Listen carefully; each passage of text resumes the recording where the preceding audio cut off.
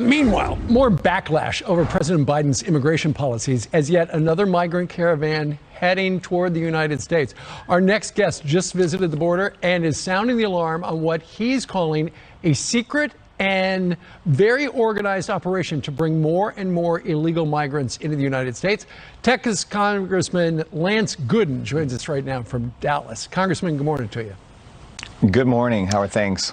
They're okay, but I think people are going to be shocked to hear you've been in contact with a whistleblower who has shown your office documents from a nonprofit that essentially are a roadmap for the migrants on how to get anywhere in the country. That's right. This whistleblower reached out to us from San Diego, and I couldn't believe what I was hearing. And so I planned a trip. I went last week to San Diego, to the southern border. And what I found were nonprofits that were running secretive, closed-down hotels, the Four Points Sheraton, SeaWorld, a Wyndham, a Ramada Inn. Those were just three of the ones that I visited. But these non-government organizations, these nonprofits, were housing migrants for several days. I managed to get in the gates. I demanded entry once and was refused. I talked a guard into letting me in on another occasion. And when I was in there, I saw buses pulling up, probably about 100 migrants over an hour, got off of these buses. They were processed. They were welcomed by people with open arms that were there in the facility, tested for COVID, and then they were given packets. And this packet is what I received from the whistleblower a few weeks ago.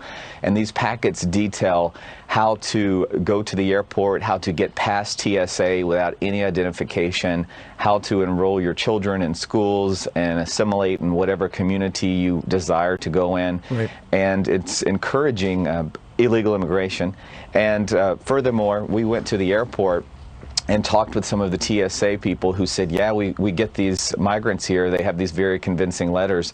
And in some cases, they're being led onto planes before anyone else. And in one case, a security officer on the plane said, you know, I'm an armed agent. I'm supposed to identify myself to the pilot before takeoff. I'm sometimes getting on these flights, and immigrants with no identification are on the plane before the agent boards. So in a case of having it's unbelievable, and I could go on and on, so I'll let you talk, but in some cases...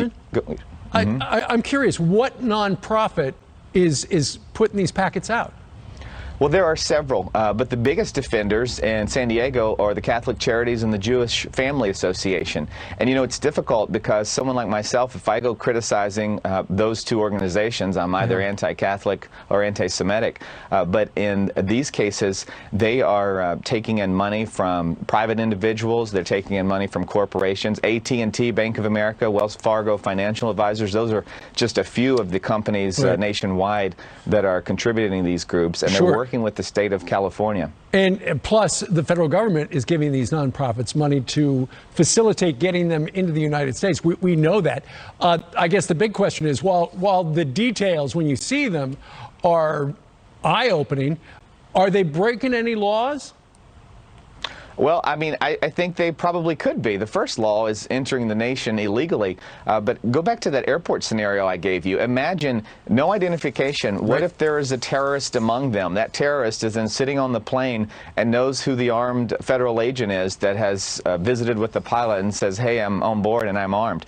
There are so many opportunities for disaster with this policy. But one of the big disasters is the encouragement that's being sent across the world to come to our southern border, especially California, and enter this nation, and you can go anywhere you want to. And we have no record of who's coming and where they're going. It's a disgrace.